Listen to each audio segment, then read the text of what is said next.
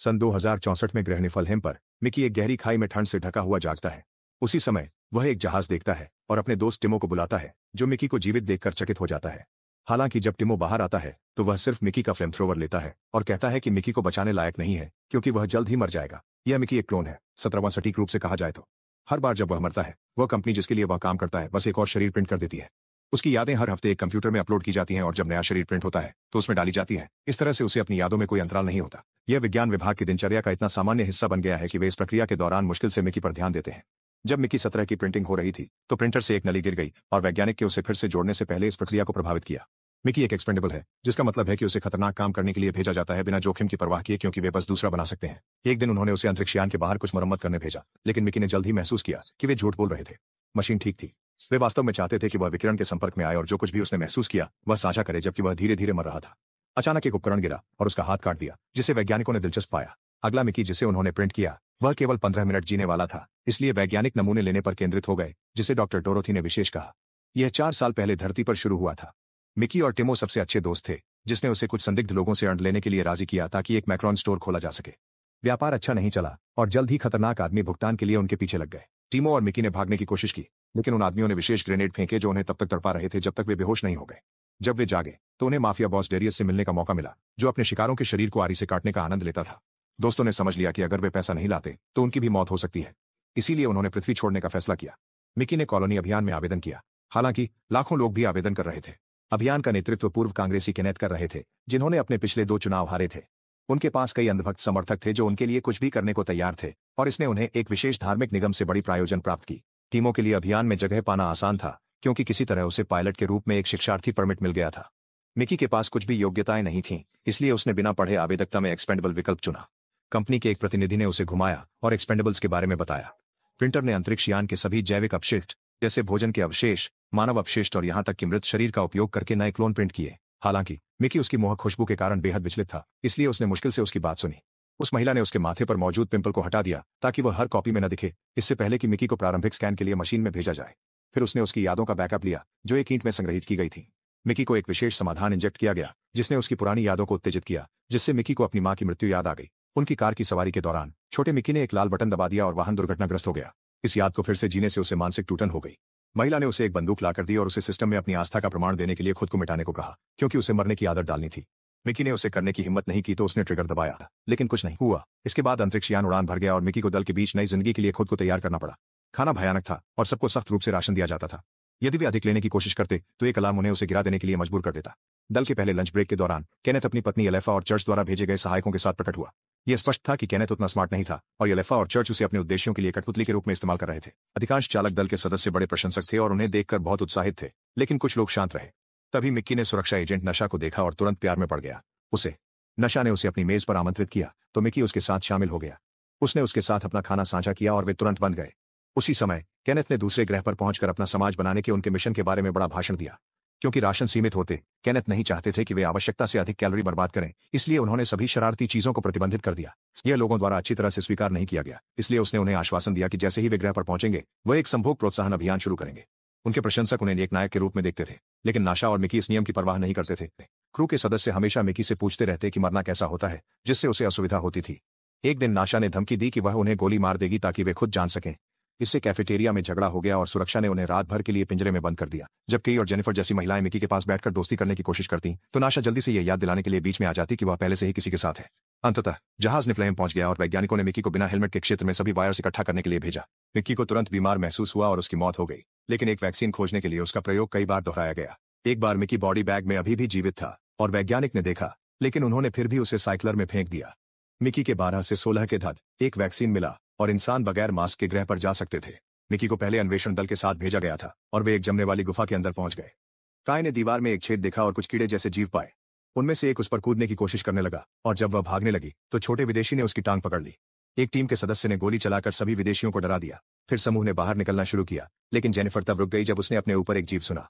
उसने उस पर गोली चलाई और बर्फ टूट गई, जिससे वह गिरकर मर गई। बाद में अंतरिक्षयान में केनेथ मिकी पर चिल्लाया कि जेनिफर की जगह वह क्यों नहीं मरा, क्योंकि उसे उसी के लिए बनाया गया था।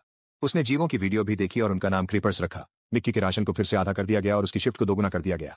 उन्हें रेंगने वाले जीवों के नमूने लाने के लिए भेजा गया और तिमोड़ कर उसे खाना पहुंचाता था।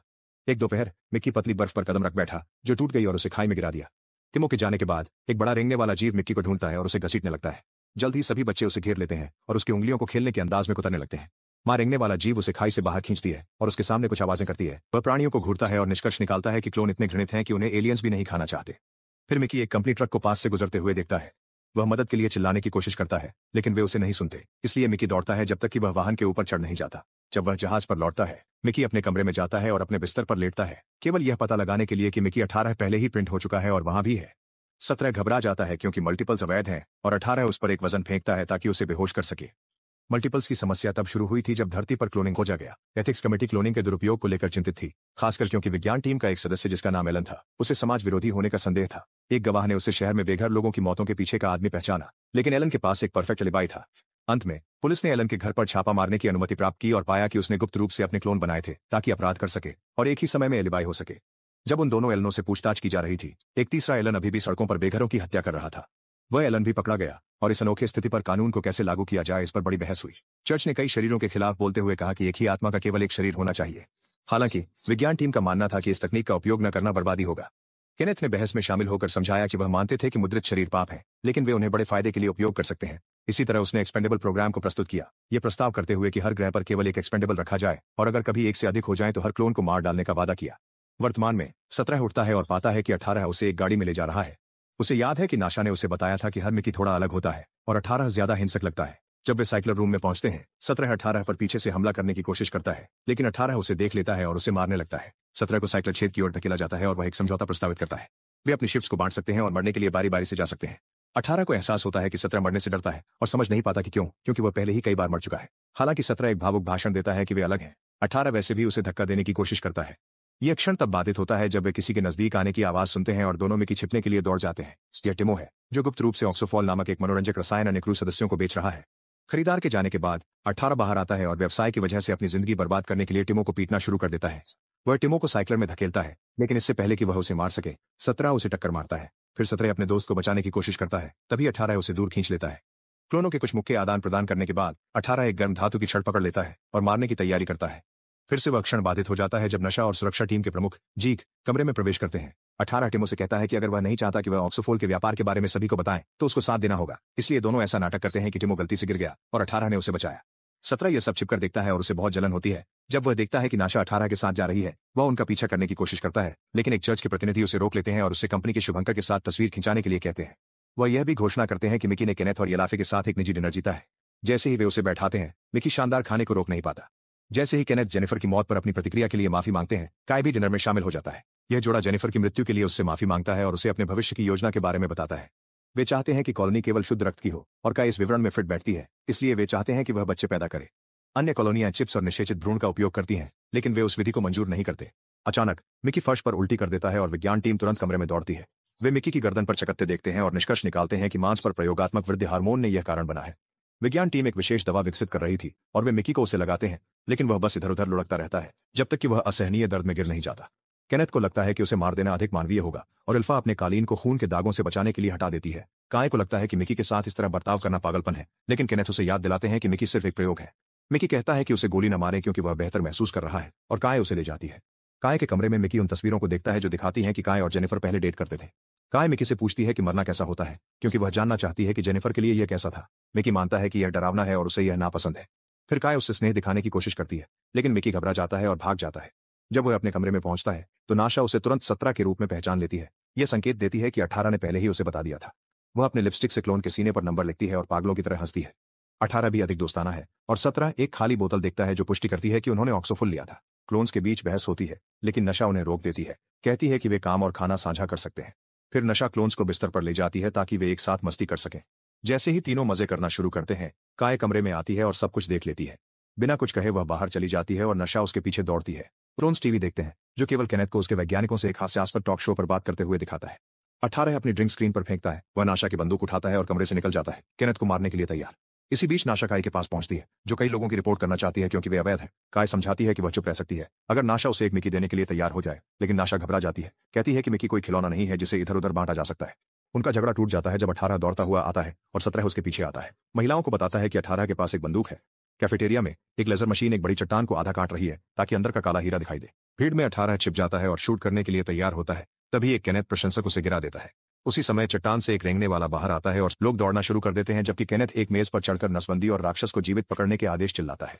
वैज्ञानिक हजमत सूट पहनकर बिना किसी सफलता के रेंगने वाले के पीछे दौड़ते हैं। फिर केनेथ 17 को कमरे में प्रवेश करते देखता है और उसे पीछा करने के लिए कहता है। जब क्रीपर रुक जाता है, 17 वही आवाजें दोहराने की कोशिश करता है जो उसने दूसरे दिन सुनी थी, जिसे डोरोथी नोटिस करती है। इस बीच 18 बंदूक वापस लेता है और फायर करता है, लेकिन उसे 17 और नाशा द्वारा गिरा दिया जाता है। गोली केनेथ के गाल को खरोंच देती है और एक छेद बनाती है। जब केनेथ मल्टीपल्स के बारे में शिकायत करने की कोशिश करता है तो एक दूसरा क्रीपर बाहर आता है और केनेथ के चेहरे पर चिपक जाता है। काय और अन्य गार्ड फायर खोलते हैं और क्रीपर को तब तक शूट करते हैं जब तक कि केवल गू नहीं रह जाता, जबकि वैज्ञानिक पहले को पकड़ते हैं। बच्चे की रोने की आवाजें गहरे में बड़ी मां द्वारा सुनी जाती है। कुछ मिनटों बाद नाशा और क्लोन को पिंजरों में बंद कर दिया जाता है। क्रीपर्स को लेकर एक बहस होती है और 17 गहरे में जो हुआ उसे साझा करता है, कहते हुए कि क्रीपर्स उससे बेहद घृणित थे। हालांकि नाशा उसे सुधारती है, कहती है कि क्रीपर्स ने वास्तव में उसे बचाया और देखकर विदा किया। अचानक एक बैग सोते हुए गार्ड के सिर पर लगता है। यह निकलता है कि वह टिमो है, जो गार्ड के उसके होने के कारण बिना किसी समस्या के अंदर घुस आता है। टिमो 17 को एक पत्र दिखाता है जो उसने अपने दरवाजे पर पाया था, जो बताता है कि डेरियस के आदमी उनका अंतरिक्ष तक पीछा कर रहे हैं। डेरियस पैसे के बारे में भूलने को तैयार है अगर टिमो उसे एक वीडियो भेजे जिसमें मिकी को चेनसॉ से टुकड़ों में काटते हुए दिखाया गया है। जब गार्ड कैमरा सेट कर रहा होता है, टिमो रोता है और 17 से उसे बचाने की गुहार लगाता है, क्योंकि वह वैसे भी मरने वाला है। चूंकि काय टिमो की नाटकीयता पर आवाज उठाता है, टिमो भीख मांगना बंद कर देता है और गार्ड को 17 को तस करने के लिए कहता है। 18 टिमो से कहता है कि उसे 17 की बजाय ले ले, क्योंकि उसकी दर्द सहने की क्षमता ज्यादा है, लेकिन पहले वह कुछ ऑक्सोफुल की मांग करता है। जब गार्ड करीब आता है तो उसे 18 उसकी कलाई पकड़ लेता है और उसका सिर सलाखों पर मारता है। उसी समय नाशा उसकी बंदूक चुरा लेती है और टीमो को बिजली का झटका देती है। फिर वह गार्ड की चाबी लेकर सेल से भागने और चेनसो लेने के लिए जाती है। टीमो को मारने के लिए तैयार होती है। उसी समय जीक इन्हें ढूंढ लेता है और सभी को फिर से गिरफ्तार कर लिया जाता है। जब समूह गलियारों से होकर गुजरता है, 17 को एहसास होता है कि नाशा हमेशा उसकी रक्षा करती रही है, जैसे उस समय जब उसने एक हैजमेट सूट की मांग की ताकि वह उसे एक बहुत ही विषैली प्रयोग के दौरान दिलासा दे सके। जब समूह सामने की खिड़कियों तक पहुंचता है तो वे देखते हैं कि सभी क्रीपर्स अब अंतरिक्ष यान को घेर रहे हैं। वैज्ञानिक भी रोते हुए बच्चे को ले जा रहे हैं और जब डोरोथी 17 को देखती है तो वह कैफेटेरिया में उसके द्वारा बनाए गए आवाजों की नकल करती है। वह सोचती है कि यह एक वास्तविक भाषा है और वह इसके लिए एक अनुवादक विकसित कर सकती है। सभी को साइक्लर रूम में ले जाया जाता है, जहां यल्फा सिर्फ एक नई सॉस बनाने के लिए बच्चे की पूंछ काट देती है। केनथ जलती हुई धातु की छड़ का उपयोग करके 18 के गाल पर निशान लगाता है ताकि वह क्लोनों को पहचान सके। फिर वह एक वैज्ञानिक से पूरे मेमोरी बैकअप को ब्रिक से हटवा देता है। क्योंकि वह बेलों की शिकायत करता है, नाशा कहती है कि बेले मूल निवासियों हैं और मनुष्य विदेशी हैं, जबकि प्रकट करती है कि प्राणी ने मिकी को बचाया। हालांकि केनेथ सिर्फ हंसता है और समझाता है कि बेलों ने उसे नहीं खाया क्योंकि वह फालतू खाना है। डोरोथी भी बोलती है, कहती है कि उसकी टीम एक अनुवादक विकसित कर रही है। मेज पर बच्चा केनेथ पर थूकता है, जो गर्म छड़ फेंकने का प्रयास करता है लेकिन असफल होता है। केनेथ चिल्लाना शुरू करता है कि चीजें किसी भी तरह का अर्थ नहीं बना रही हैं और नाशा जवाब में अपमान करने के लिए चिल्लाती है। एक गुस्साए केनेथ ने बच्चे को साइक्लर होल के ऊपर लटकाया और रस्सी के दूसरे सिरे को नाशा की ओर फेंक दिया, जिसे प्राणी को बचाने के लिए उसे अपने दांतों से पकड़ना होगा। जेक अपने आदमियों में से एक को अपने चश्मे में छुपे कैमरे से यह सब रिकॉर्ड करने के लिए कहता है। केनेथ चाहता है कि सभी क्रीपर्स को गैस दे दी जाए, लेकिन वाइलेफे के पास एक बेहतर विचार है। क्लोन की पीठ पर विस्फोटक लगाए गए हैं और केनेथ को विस्फोट करने के लिए 2 बटन मिलते हैं। वाइलेफे चाहता है कि वे जितना संभव हो उतने क्रीपर की पूंछ काट दें और जो पहला मिकी 100 लाएगा वह जीतेगा। बाहर जाते समय 17 कहते हैं कि यह कार दुर्घटना के लिए सजा है। हालांकि 18 कहते हैं कि कार में खराबी है और बटन दबाना एक संयोग था, इसलिए उन्हें अपनी मां की मौत के लिए खुद को दोषी नहीं ठहराना चाहिए। डोरोथी प्रवेश द्वार पर लड़कों को पकड़कर उन्हें एक प्रोटोटाइप अनुवादक देती है। जोड़ी क्रीपर्स की भीड़ में तब तक खोजती है जब तक उन्हें मां नहीं मिल जाती, जो अब मिकी को समझ सकती है। वह उसका नाम जानती है और बताती है कि उसने उसे बचाया, लेकिन इंसानों ने उसके बच्चे को मारकर जवाब दिया। अगर पकड़े गए क्रीपर की भी मौत हो जाती है तो वह सभी इंसानों को मारने का वादा करती है। इसको साबित करने के लिए वह चिल्लाना शुरू करती है और बच्चे उसकी नकल करते हैं। क्लोन अपने कान ढक लेते हैं, लेकिन मां एलियन बताती है कि वे उनकी आंखें और दिमाग फोड़ सकते हैं।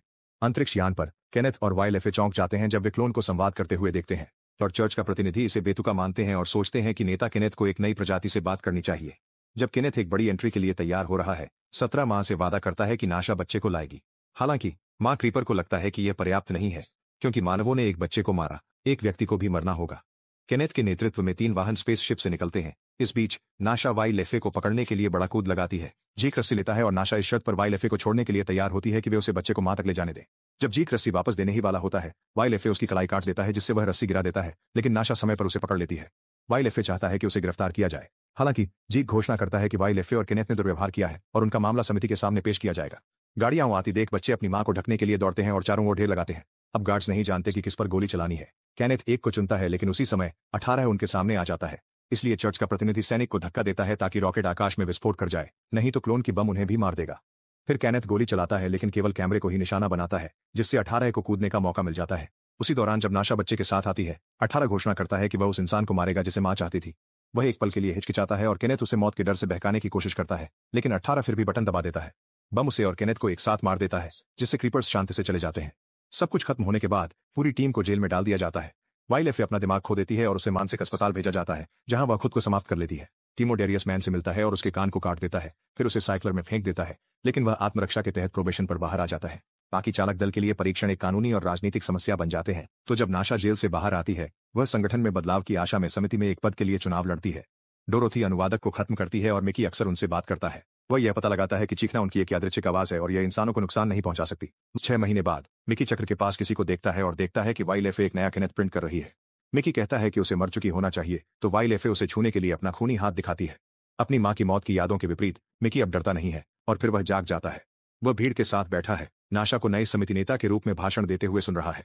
जब वह घोषणा करती है कि एक्सपेंडेबल्स कार्यक्रम समाप्त हो गया है, तो मिकी एक बटन दबाता है और चक्र को नष्ट कर देता है। सुनिश्चित करें कि आप सब्सक्राइब करें और नोटिफिकेशन चालू करें ताकि आप इस तरह के और वीडियो देख सकें। देखने के लिए धन्यवाद।